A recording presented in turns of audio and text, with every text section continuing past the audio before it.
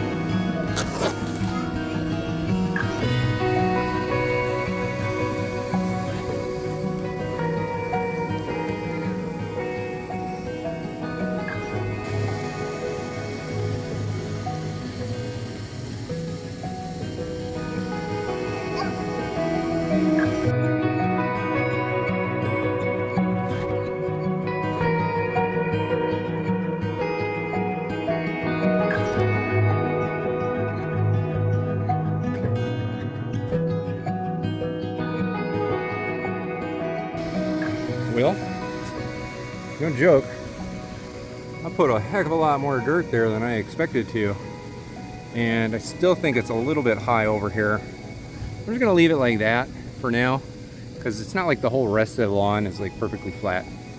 That's going to dramatically improve the depression in the ground right there. The fringes of the grass is going to grow back much faster than the middle. But if you got a spreadable grass type, that's all you need. I'm going to keep it dry for now. It's wet on the underneath, and we're probably going to get a little bit of rain tomorrow, so it'll kind of settle down but not mat down under the weight of like super wet dirt. All that fertilizer that's under the dirt right now, it's not going to gas off or leach away, so it's just kind of percolate through the soil, fertilize the grass that has been damaged, but it's not dead. I just scalped it, cut it all the way down to the ground with a weed eater. It will come back. If you need to level your lawn, don't stress about it. It's just grass. It'll come back. It's going to look a little bit ugly, but it's going to look completely normal again. Here we are, it's October 11th. It's been a couple weeks or so. I haven't checked the dates or anything like that, but it's been a couple weeks since I put a whole bunch of dirt on this low spot in my back lawn. Haven't done anything really to it. sprinkled it a couple times with the regular watering session for the yard, and it's just a lazy leveling job. Let's take a look at where we're at. Of course, time of day, it's perfectly in the shadow. Let me step off to the side here. And you can see it still looks like just a big old round area of dirt. However, on the fringes, there's definitely some grass starting to come back in. Of course, that's after scalping the grass down to the dirt and hitting it with the weed eater. So the deepest stuff there in the middle will probably be the last grass to start coming back up. But when you've got an aggressive grass type, especially, you don't have to worry about it. It's going to come back. Even the less aggressive stuff is still aggressive enough to come back. Your Kentucky bluegrasses and your fescues, if they're well fertilized and it's the middle of the growing season and you cover it up with, for the most part, dry dirt or dry sand, the sprouts will be able to poke through eventually. We'll come back to this later and we can take a look at the update as it gets even better.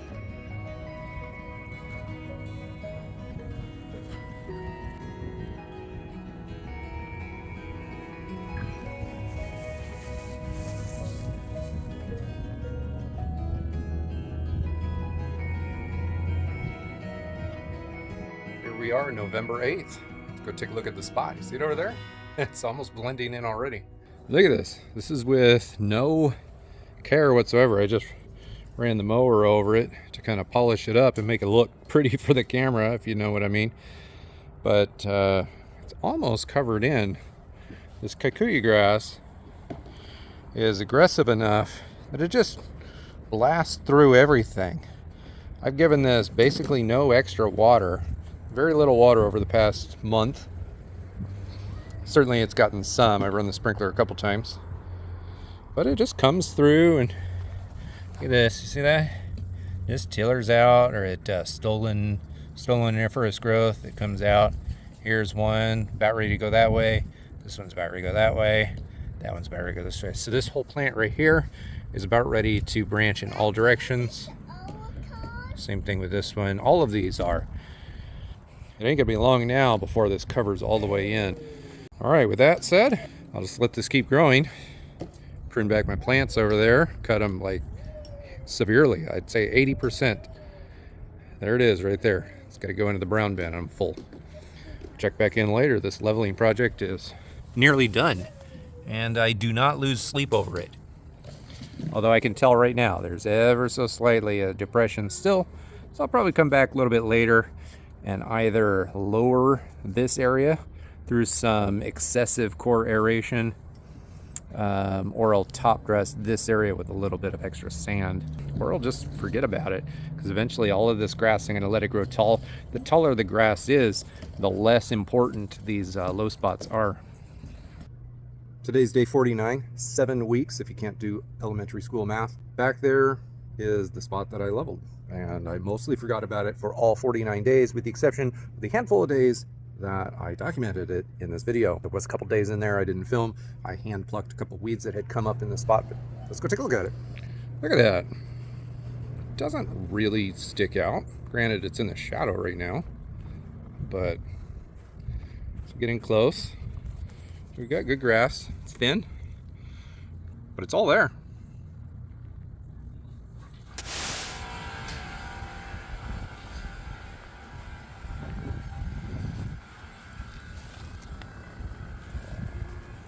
Depression used to be 3.5 inches. Now it's 1. I have to work on this some more during the spring.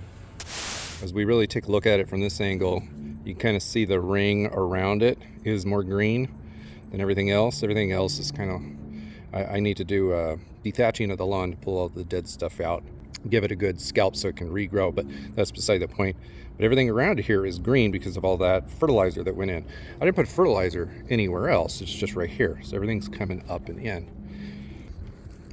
With this being the start of the no-grow season, this is Friday, November 17th.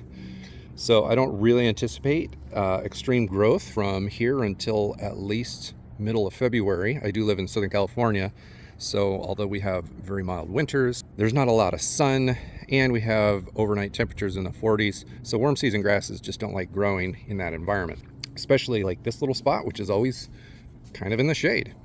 If this was a perennial rye or a tall fescue or some other non-spreadable clumping grass type, I'd probably consider doing a light overseed. But every warm season grass and Kentucky bluegrass, or even creeping red fescue, they're all going to fill in. So at some point here, it's been 7 weeks, it's not quite ready for more fertilizer, although I could probably push it with some more fertilizer. I'm not going to, because we're pushing up on Thanksgiving. But this does go to show you that literally just putting dirt on the spot, so long as you prepare the area really well and fertilize the spot before you stick the dirt down, it's going to come back. The lazy way is not that big of a deal. You can definitely take it. Now, if you do have a clumping grass type and you want to do this in the not lazy way, you want to do everything as perfectly as you possibly can, then I have done that as well on other yards and previous homes that I've lived in. One of the best videos that I've made for teaching the art of not making mistakes, doing a proper leveling job. I've got linked up here in the corner. Lots of people have watched it. It's one of my heaviest viewed videos. Not everyone has. So if you're thinking about doing a real leveling job, watch this video before you get started. It's not a how-to, it's a how to avoid all of the mistakes.